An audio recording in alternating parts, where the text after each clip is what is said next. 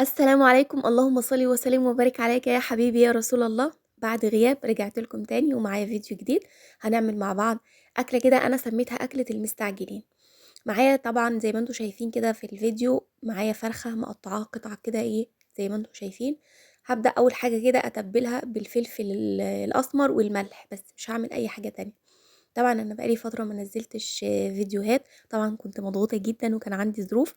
بس الحمد لله يعني هي الظروف ما خلصتش، بس يعني انا قررت ان انا ابدا كده، يعني ارجع وانزل فيديوهات كده واشوف القناه بتاعتي يعني على فترات كده.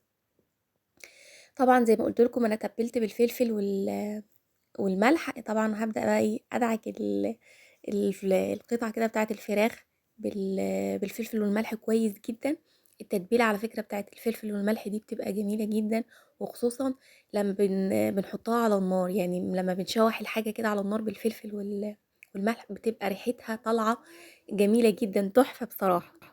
وانا من الناس اللي بحب تتبيله الفلفل والملح حتى في الكبده، وخصوصا كبده الفراخ.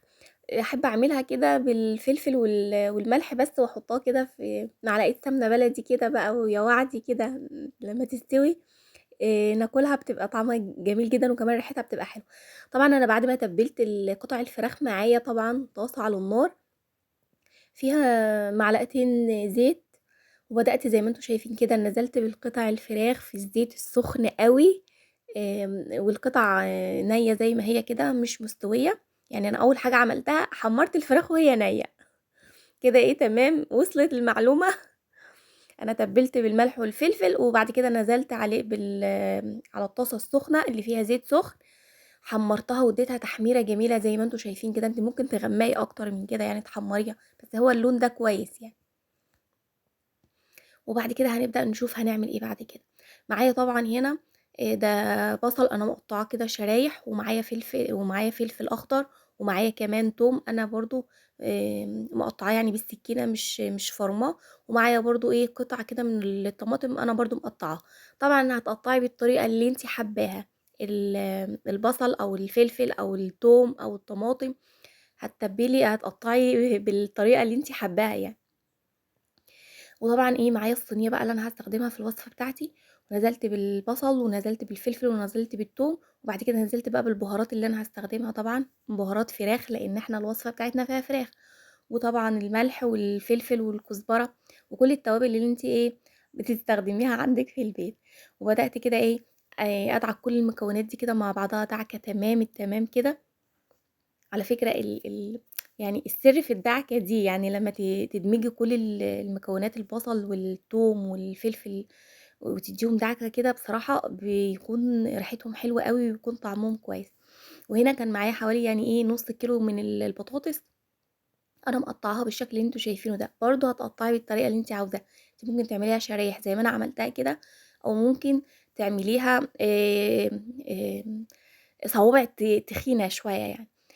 وبعد كده نزلت بالبطاطس فوق البصل والثوم والفلفل، وبعد كده نزلت بقطع الطماطم بتاعتي.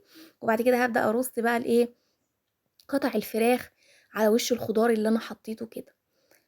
بس كده الوصفة كده يعني تقريبا يعني هتنتهي يعني. ومعايا هنا طبعا معلقة صلصة او معلقتين صلصة. طبعا الصلصة دي كل فيديو هقول لكم الصلصة دي انا مفرزاها معاكم مش شارياها.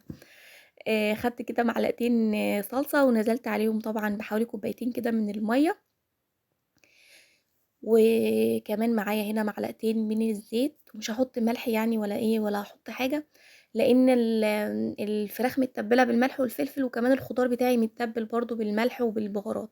فعشان كده انا مش هحط ملح بقى كده. ونزلت طبعا بالمعلقتين الصلصة بعد ما حطيت عليهم المية والزيت كده على الصينية بتاعتي زي ما شفتم. ويعني هبدأ بقى بعد كده اجيب ورقة الفويل وابدأ اغطي الصينية بتاعتي علشان احطها على عين البوتاجاز. انا مش هدخلها الفرن. يعني الطواجن والصواني معروفين ان هما لازم يتعملوا في الفرن، لا احنا النهارده بقى هنعملها على عين البوتاجاز. ما احنا الوصفة بتاعتنا دي من غير شواية ومن غير تسبيك ومن غير فرن كمان.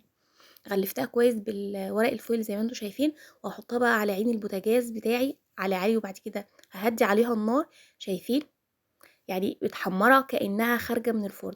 والله أنا ما حطيتها تحت شواية ولا دخّلتها الفرن خالص، هي من على عين البوتاجاز زي ما أنتم شايفين كده، طبعًا لإن إحنا حمّرناها في الأول قبل ما تستوي خالص وهي لسه نيّة. طبعًا هاخرّج معاكم قطعة كده من الفراخ علشان نشوف الفراخ مستوية وجميلة، شايفين الدخان طالع إزاي؟ ومش عاوزة أقول لكم بقى على الريحة بتاعتها. الفراخ مستوية ودايبة، دايبة دوب بصراحة يعني زي ما أنتم شايفين كده. عملنا أحسن أكلة، ما حطيناش توابل كتير وما استخدمناش يعني ما استخدمناش مواعين كتير ولا أي حاجة، وطلعت معانا بالشكل الجميل ده. والسلام عليكم ورحمة الله وبركاته.